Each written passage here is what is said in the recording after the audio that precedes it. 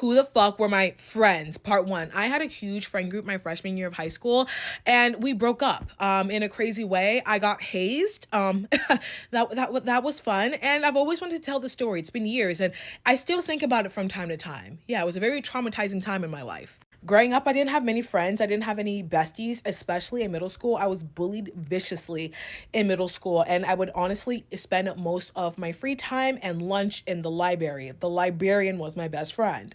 My 8th grade year of middle school, my parents moved the entire family to a predominantly white area. Big new house, huge neighborhood. I'm talking multiple entrances. The neighborhood is bigger now. I don't live there anymore. But at the time when I was living there, they were starting to build the 4th entrance. There were 3 entrances into the neighborhood. It was huge. Big new school, really nice school. And I was just excited to start my new life because I wanted a new group of friends. I needed a new scenery. I was tired of being alone all the time. I was sick and tired of being bullied. I was in that very awkward in-between stage of life. And I saw this move as an opportunity. So comes my first day of school, I get to the bus stop. I realize that I'm one of the only Black kids at the bus stop. And when I get on the bus, I'm one of the only few Black kids at the bus. Like I said, it's a predominantly white area. So in my school, I was part of like a handful of Black students that were the only Black kids in the school for like the first 1 to 2 years of, you know, just me living in that area. Later on, more Black kids and more people of color started moving down to my old area. But at that time, my freshman and sophomore year of high school, me and like a handful of other Black kids were the Black kids that went to that school. There was barely any Black kids there. But going back to my first day of school, I noticed I'm one of the only Black kids at the bus stop. I get on the bus and I sit next to the first Black girl that I see. We're going to name her Samantha. We start chatting a little bit. She also recently moved to the neighborhood. We started talking about how, like, you know, we're like one of the few Black kids and we're kind of excited to see each other. What I thought was solidarity talk, not knowing should become one of my fucking biggest ops while I was at that school. I go through school the entire day. I'm going through classes. I honestly feel like a black dot in a sea of milk. Like, it was so awkward, like my first few weeks at that new school, because even though I went to a pretty diverse elementary school, my middle school was majority Black. It was mostly Black kids. So it was a bit of like a culture shock. But I soon got used to that. First day of school ends, I get on the bus and I go to the back of the bus. Most of the friend group that I was in, they were all sitting at the back of the bus. They start talking, we start like connecting, and like we all add each other on social media, specifically Snapchat. And we had a Snapchat group name that was our neighborhood name and fam. So purposes of privacy, I'm just going to call it Winslow fam.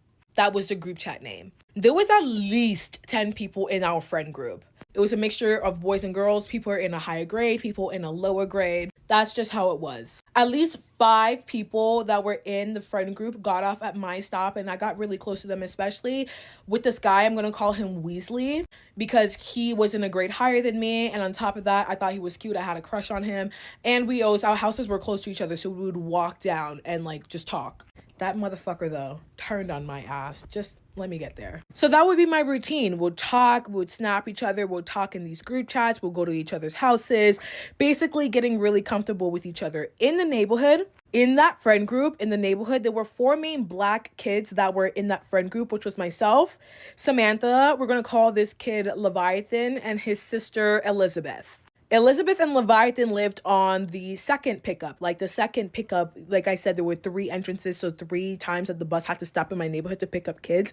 They lived at the second stop. They were one of the Black kids that were living in the neighborhood for the longest at the time, and they were one of the first people who, you know, started this little friend group and everything. So especially Elizabeth, I'd go to her and I'd talk to her and would snap each other. I thought I was getting close with her. Thoughts. Especially when it comes to Elizabeth, because I really thought she was my friend, because like I said, growing up in school, like especially middle school, I was bullied. I was always in the library. I was a big reader.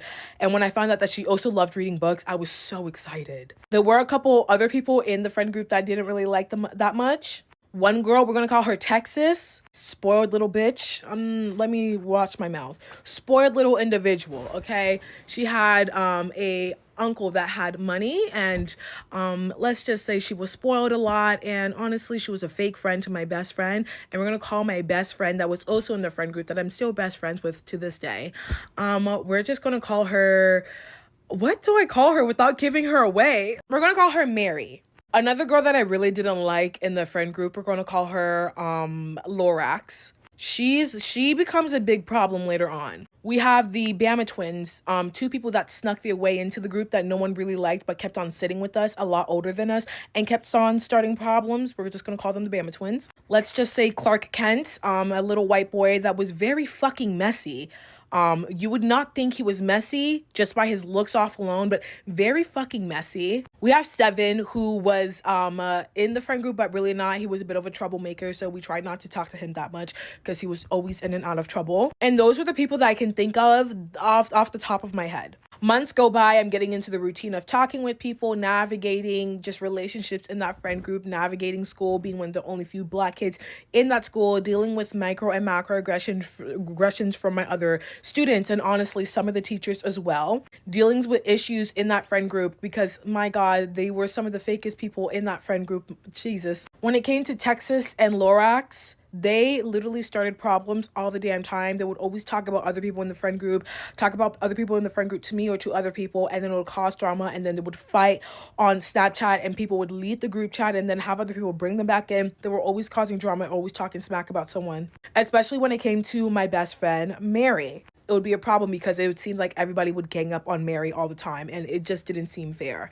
When it comes to Samantha, like I said, she became my biggest freaking biggest fucking hater. Thought we were going to be great friends. Like I said, first Black kid that I sat next to the bus, first Black kid that I saw try to latch onto her. Turns out she was doing a lot of shit talking, especially after the situation that I'm going to tell you guys about soon. She was always talking smack about me to Leviathan. I ended up confronting her in the bathroom. I would say about 2 to 3 months after, I think a year after that situation that I'm about to tell you about, because that hazing situation I'm going to have to break down. It might even be in part 2 because it's a long story. But like I said, I'm navigating my friendships with these people, navigating being one of the only few Black kids in the school, dealing with many dramas here and there, people arguing, people fighting. I would say the people that I thought I was closest to in that friend group would be Weasley. Like I said, I had a little bit of a crush on him, and like he lives close with me. Marie.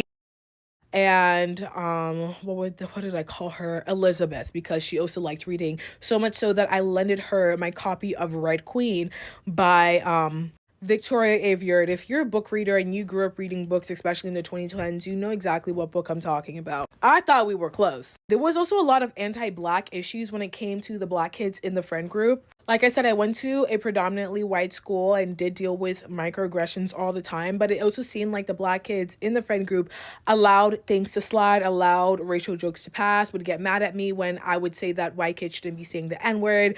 And I specifically remember Samantha, Leviathan, and Elizabeth ganging up on me on the bus, saying that I just want a word I can keep all to myself, and the N-word can be said by anyone. Who cares? It's history. You just want to gatekeep a word. I'm being basically ganged up by the three other Black kids in my friend group. It was basically months of little tussles here and there, and just petty and stupid stuff that normally happens in a teenage friend group, right? But I still loved it because, like I said, I never really had a big friend group growing up. I only had 1 to 2 friends at most at the time, especially in elementary school and in middle school. So I was letting anything slide, any disrespect, any shit talking, anything that was like, Nadia, we're gonna have to revoke your Black card for that. I was letting anything slide. I was a very lonely and depressed kid, especially in middle school, like I said. So I was just taking any little crumbs anybody was willing to give me. But here comes the problem. I would say about like 4 to 5 months after, me starting the new school year, one of the Black kids, Leviathan, pops the question, Nadia, what would you do if we pushed you into a bush? Go to part 2. Who the fuck were my friends? Part 2. Okay, we're going to get into the hazing in this part. If you're stumbling across this video, go back and watch part 1. I would also like to mention, I forgot one kid in this friend group. We're going to call him Christian. He was also someone who was in the friend group and basically one of the other guys that were in my grade. So as I left off, Leviathan asked me, Nadia, how would you feel if we pushed you into a bush? Mind you, he asked me that question when we were sitting at the back of the bus and we were going home and it was a rainy day that day. I asked him, why would you ask that question? That's a really weird thing to ask somebody. I'm not sure. Everybody, like our friends that were sitting in the back, were just like staring and being all weird and cryptic around me when he asked that question. And he's just trying to brush it off like, never mind, it was just a joke, we were just talking. I'm just like, okay, whatever. A couple months go by, I would say like a month or two goes by, and in that time I'm getting even closer with Elizabeth. I even lent her a copy of The Red Queen by Victoria Aveyard, which was one of my favorite books I was reading at the time, and I really wanted her to read it. Then the fateful day comes where I was sitting at the back of the bus and we were going home. And like I said, there are 3 stops in the neighborhood. Mine was the first stop in the morning. Elizabeth and Leviathan stop. The other half of the kids, where they get off, theirs is the second stop in the morning. But coming back from school, theirs is the first stop. And then my stop is the second stop. So it's reverse. I had a really good day that day. The vibes were really great on the bus that day. No one was arguing. There was no weird stuff that was going on. Nobody was arguing. Everybody was on the bus that day. No one had practice. No one had cheer. No one had soccer after school. Everybody was on the bus, because some days all of us wouldn't be on the bus because some of the people in the friend group had extracurricular activities like cheer, like I said, soccer, football, etc. Especially since it was fresh, fall semester. So they were basically doing football practice and starting off for like the football season. Some of the kids in our friend group were in varsity football. They were really good. Everybody's on the bus. Like I said, everybody's on the bus. The vibes are vibing. We kind of get close to the stop and they all turn around, and I think Ron was the first one that asked me. It was either Ron or Leviathan that asked me, hey, Nadia, come to get off the first stop. Like, we all just want to walk home together.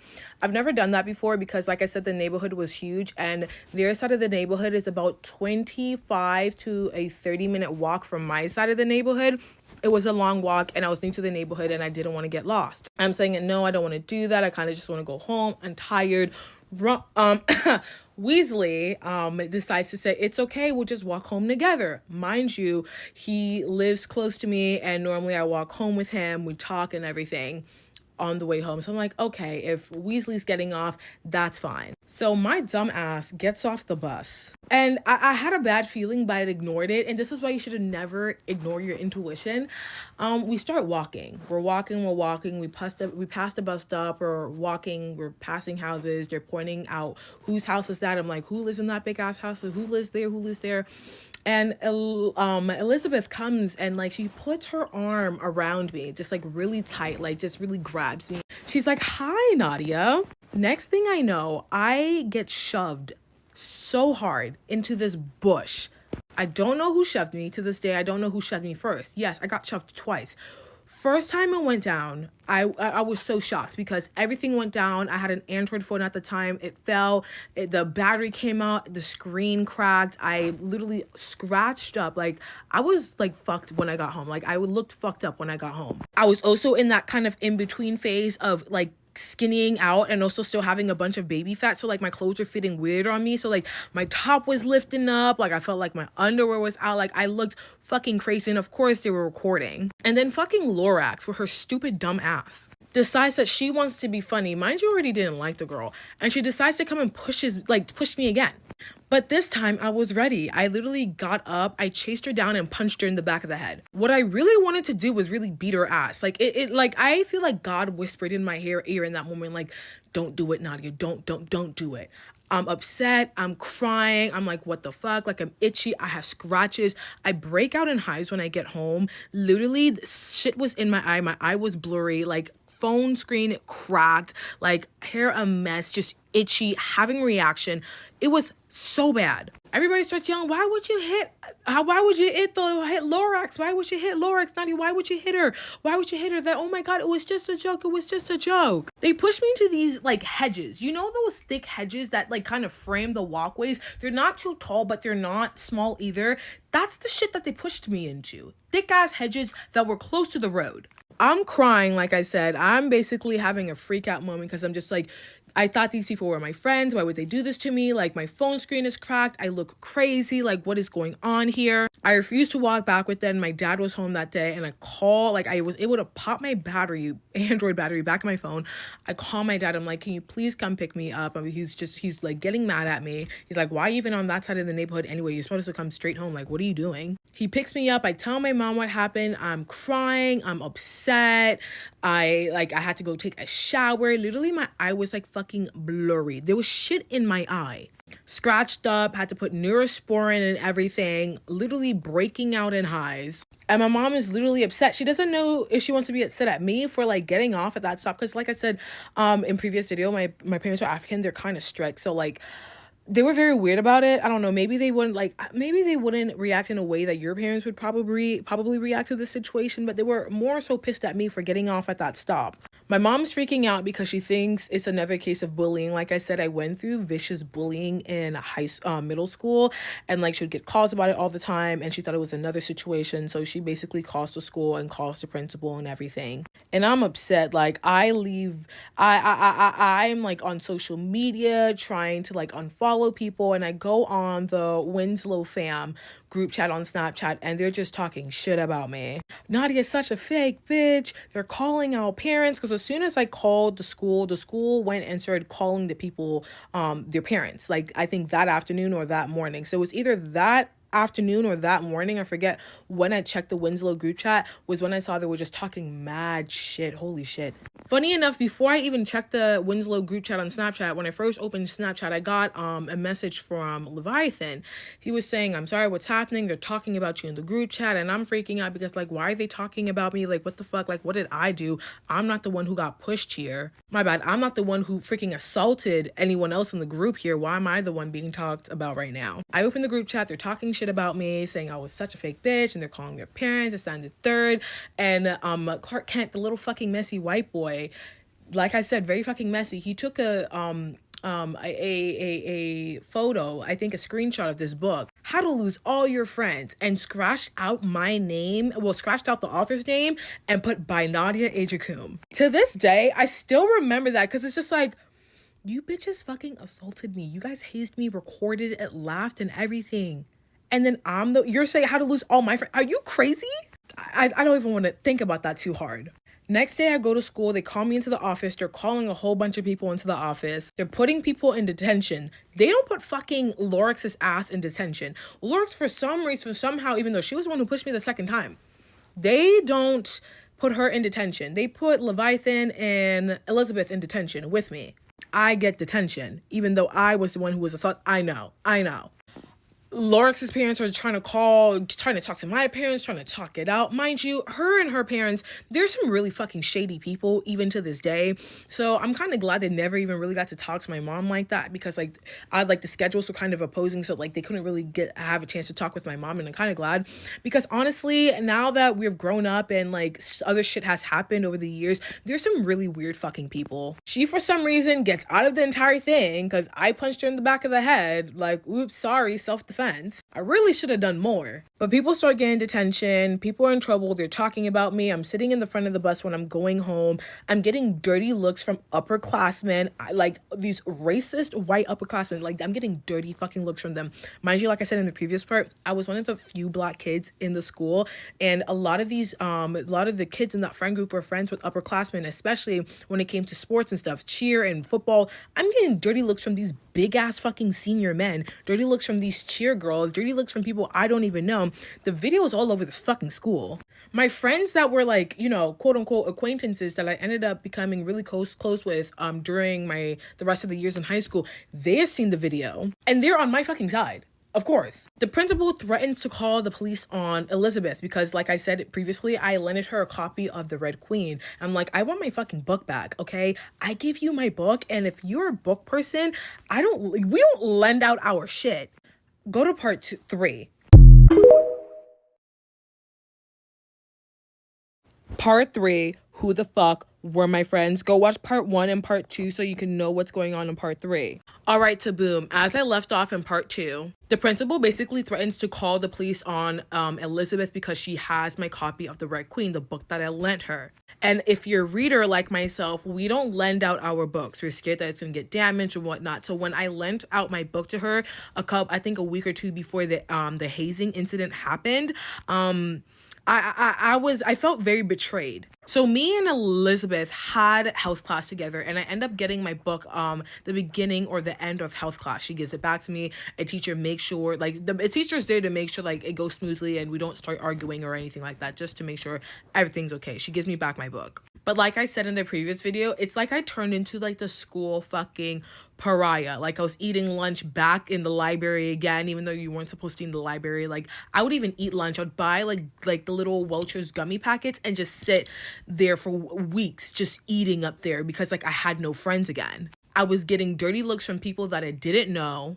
All of these basically men, like I said, people on the varsity football team were giving me dirty looks. People on the cheer team were giving me looks. People that I don't even know were giving me looks. Acting like I was the crazy one. I'm the violent ghetto black girl because I punched poor Lorax in the back of the head, even though she assaulted me. Everyone was so concerned about Lorax, like, oh my God, like, and mind you, I never got an apology from that girl to this day.